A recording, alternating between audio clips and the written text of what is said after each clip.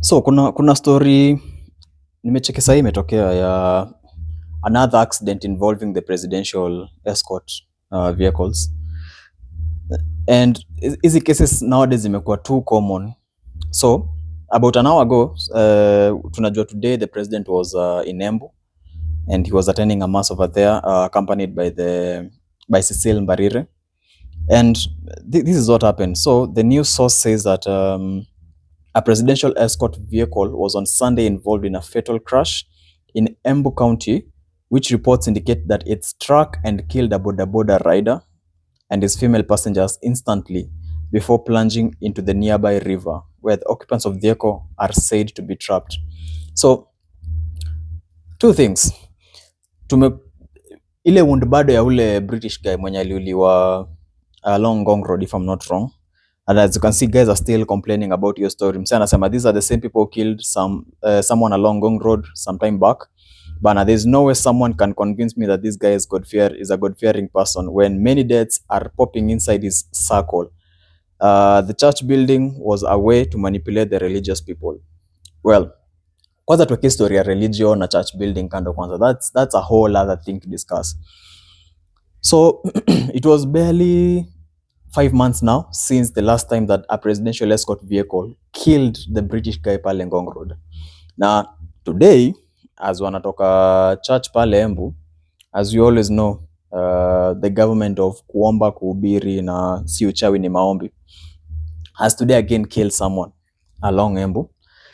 And we don't know how many casualties are there or if there's any casualty in the car. So we know the pillion passenger and the boda boda rider who was carrying the passenger died on the spot. We are not so sure which river this is, but as we can see, it's a government that is attracting a lot of unnecessary and negative vibes and attention across the country.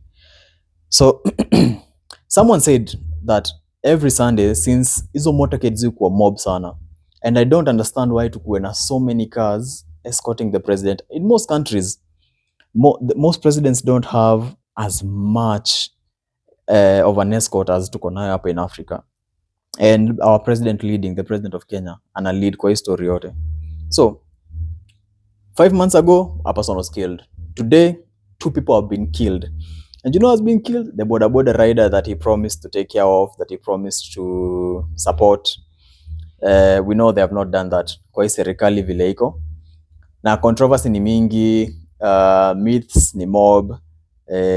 Kuna watu bado wako na conspiracy theories zao about the government building a church and all that.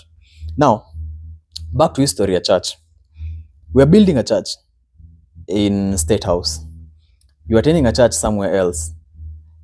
Have you ever attended this church yenye iko kwa State House as a viewer? Just let me know if any one of you has ever been to this church. DM or leave a comment. Let us know. Let's engage on his story. And pia, what is the purpose? Tumeona wase wakiuliza hii church inajengwa, who will be the bishop, who will be the priests?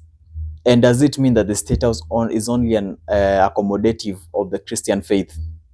Remember, in Kenya tuko na almost every possible religion, including atheists. So we have the Christians who occupy the larger percentage. We have Muslims, we have Hindu, we have Buddhists, as much as Buddhism is not a religion per se, but a way of life. We have who else? Every other religion that is there is basically in Kenya. So people are saying that if you are building a church in State House, build a mosque, build a temple.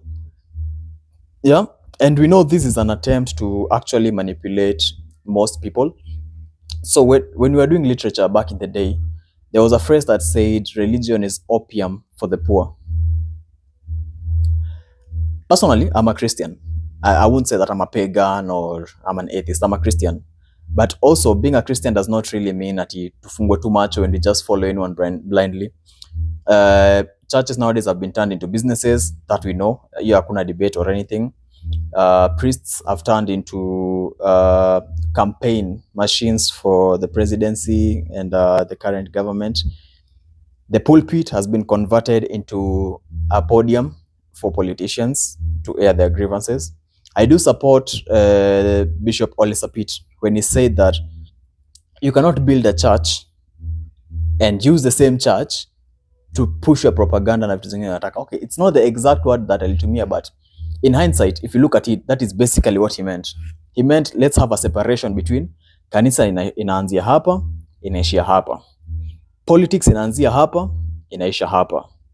And if you don't have this separation, there's a very big chance that people might be manipulated.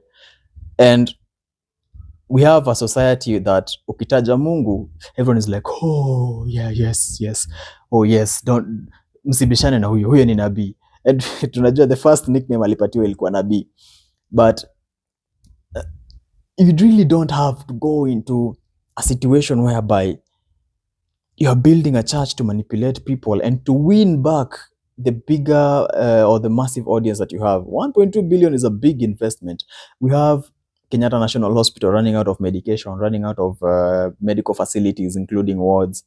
We have students learning beneath trees or under a tree shade.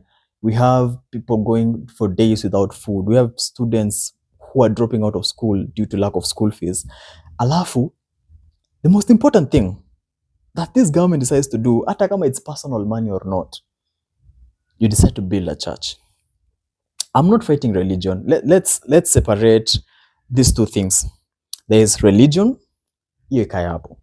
Don't touch that. And then there is humanity. Now, if you like humanity, you have no business in religion. Because basically, who are you trying to help? Who are you trying to please? Who are you trying to save?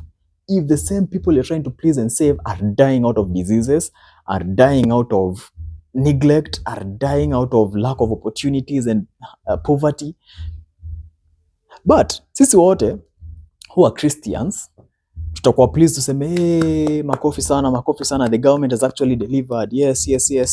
Tuende tumfuate, bow down to the king, tumshukuru, tuseme yes, shetani ameshindwa, as the words he used. He has no apology for building a church. Vile yeye mwenyewe alisema kama unangoja ni apologize kujenga kanisa, hiyo siwezi. And nobody is asking you to apologize. Nobody. If it's your money, sawa. But you and I know mali hiyo ndio inatoka, si ndio? Hatutaiguzia saizi. But a day will come whereby tutaguzia hiyo do mali imetoka. And we shall revisit as a country. Haijalishi whether you're from the Rift Valley, whether you're from Nyanza, whether you're from the coast region, from northeastern, from the central region, from the mountain, wherever you're coming from, best believe this 1.2 billion ingekuja kwa account yako ama kwa ward yako, that CDF, NG-CDF school that is there, ingekuwa na all facilities, ingekuwa na ample teachers, ingekuwa na some of the most modern resources zenye tunahitaji. Children out there wanna learn about technology, computer science and all that. Personally, I'm a software engineer, but the things that I see people doing out here, man, sometimes me uchoka. And let's not even rant about the new curriculum vile iko, but the current government that is sitting, I think tunahitaji tukae chini, tujiite kama mkutano, tujiongeleshe. And this is not about tribe. Wale wao, unajua wewe umetoka wapi? I've never said which part of Kenya I come from. So tusikue na hiyo kuvurutana that I might be a Kalenjin, I might be a Luo, I might be a Mijikenda, I might be a Kikuyu, I might be a Turkana. Kuna any word like a Turkana? I might be from the Turkana region, I might be from Mandera, I might be from Kuria, who knows? But let's focus on one thing and one thing only. How are we benefiting as citizens? If a Kalenjin dies, that's a life lost. If a Kalenjin does not go to school, that's one more person in the society that we have actually dipped into the whole cycle of poverty. If a Kikuyu does not get education, same thing. If a Luo does not get education and medical care, same thing. If a mother gives birth and then they die because they were unable to get to the nearest facility kwa sababu iko mbali from where you live. I mean, we're in the 21st century. I'll put a post. we have seen is it Kilifi County? If I'm not wrong, Kilifi County bought a tuk-tuk for medical aid, wakainikname the ambulance. It's an extension of a tuk-tuk that imeongezwa body kidogo hapa nyuma, but still it has that curtain kenye waweka. And I have no problem if it's going to serve the people, and that's where the budget ilifika. Sawa. Those who manage to do it, that's okay. But again, what are we doing? What are the leaders doing? Kaa chini ujiulize swali. And I want every single person to sit down and ask themselves this question. If you're living in Nairobi, you might not really feel as if this thing is affecting you, but just think of it this way. We all have relatives in our shags, sindio, ushago, or in the rural villages. Ask yourself this. If your grandmother akigonjeka sahi, chronic illness that he or she, if it's a grandmother or a grandfather, anahitajika kukua at the hospital within 20 minutes, will they make it? Will they?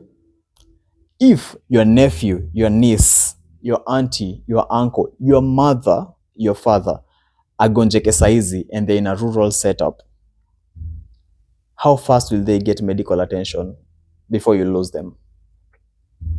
If you start thinking of things hivi, then tutakuwa in a very better place as a society. So we have this situation whereby we are losing people, and then we have another situation in accidents. We have another situation whereby we are losing people to lack of resources, corruption, and all that.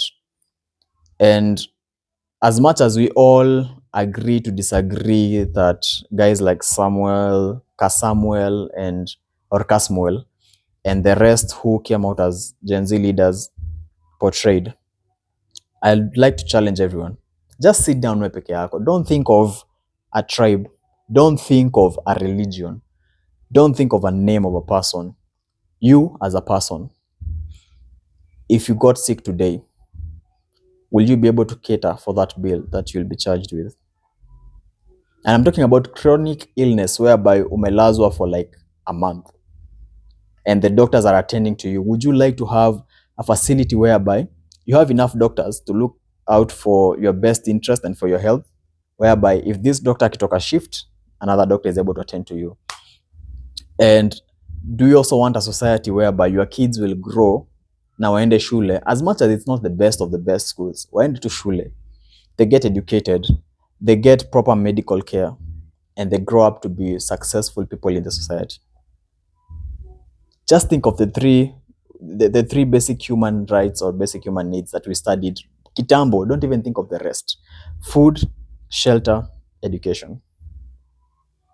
No, healthcare, mostly there. Food, shelter, let's say education and shelter. Health should be between food and shelter. How does that fall in your life, and does it really make sense right now? Do you have enough money kulipia hata kwa chemist ndo ununue dawa, uandikiwe dawa za 15,000? Will you be able to buy it? But if I told you our country has the ability to do that, people will not believe it. But what is happening? They are looting, they are stealing, and again, as Kasmuel said, corruption is genocide. You're just killing people. Hawaui directly, but if you take away medication from them, they are no more. If you take away healthcare from them, they are no more. Put the tribal bit aside. Put the religious bit aside. Let's think for a minute. That's it for now. Let's wait and see from this accident that it may happen later. Sorry, I had to rant so much, but from the accident that it may happen, saizi, it brought back a lot of memories. Let's see what's going to happen after this. I hope nobody was harmed, because even the guys who work for the presidential motorcade, they're just trying to feed their families as much as you and I are trying to do so. So that's it for now. Thank you. Let's keep you updated later.